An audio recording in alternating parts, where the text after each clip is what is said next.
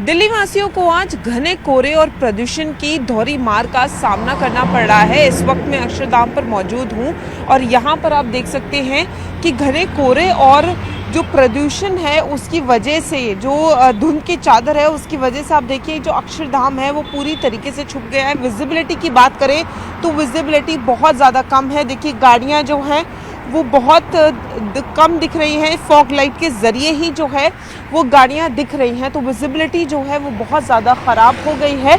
और इसी तरीके से जो है वो दिल्ली में येलो अलर्ट कोहरे का जारी किया गया है और कुछ दिनों तक इसी तरीके से जो है वो कोहरा देखने को मिल सकता है। लेकिन दिल्ली में एक तरफ तो कोहरे की मार लोग सह रहे हैं, ठंड सह रहे हैं, लेकिन दूसरी तरफ जो प्रदूषण है वो लगातार चुनौती बना हुआ है। देखिए आपको कुछ भी नहीं दिख रहा होगा, मेरे कैमरा पर्सन दिखा रहे हैं कि विजिबिलिटी बहुत ज़्यादा कम हो गई है और ऐसे में 5 से लेकर 8 बजे तक लोगों को जो है वो ये एडवाइस भी किया गया है कि घरों से ना निकले। दूसरी तरफ अगर प्रदूषण की बात करें तो इस वक्त दिल्ली के कई इलाकों में 400 से ज़्यादा AQI पहुँच गया है, जिसमें हम आनंद विहार की बात करें तो 442 है। वहीं अगर करनी रेंज की बात करें शूटिंग की तो वहाँ पर 423 के आसपास है। तो इस तरीके से जो प्रदूषण है उसकी समस्या लगातार बनी हुई है। हालांकि दिल्ली में ग्रैब कोड लागू कर दिया गया है, तमाम पाबंदियां हैं, PUC सर्टिफिकेट मैंडेटरी है, उसके बिना जो है गाड़ियों को फ्यूल नहीं दिया जाएगा। वहीं अगर दूसरी तरफ बात करें तो BS6 गाड़ियों को ही अनुमति दी गई है और लगातार लोगों की चेकिंग की जा रही है।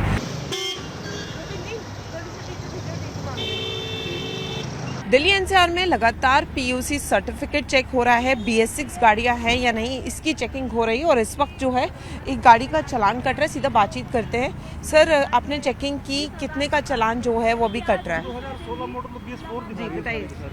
कि इसमें देखिए ये आपके पास ही आप वो दिखा रही है ना, इसमें मिस्टेक कर दी होगी ना, इसमें पॉल्यूशन तो बहुत पहले बंद हो गई है। हाँ देख लीजिए उसमें।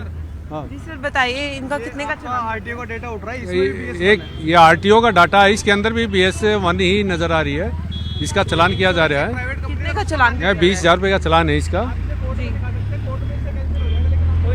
और क्या सर्टिफिकेट जो है PUC सर्टिफिकेट नहीं है या BS6 फिट गाड़ी नहीं है? BS1 है, ये स्टेज 1 है। BS6 से नीचे की गाड़ी है, इसका चालान किया जा रहा है। पॉल्यूशन इनका वैलिड है जी, वैलिड। अभी तक आपको इस तरीके से कितनी गाड़ियां मिली हैं? मैंने अब तक 5 गाड़ियों के चालान कर चुका हूँ मैं, इस तरह की गाड़ियों के।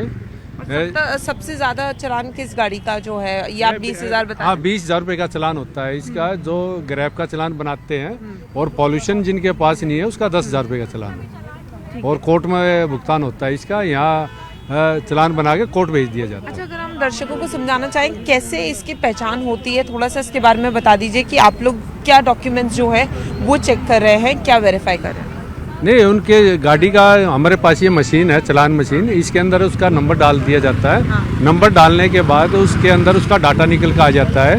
वो बात स्टेज 1 है, 2 है, 3 है, जो भी XYZ होने के बाद उसके हिसाब से BS6 से नीचे का जो मॉडल है उसका अदर स्टेट की जो गाड़ी है उनका चालान बना दिया जाता है। तब देखिए इस गाड़ी का जो है वो चालान कटा है और बताया जा रहा है ये BS1 की कैटेगरी में आती है, यानी BS6 की कैटेगरी में नहीं है।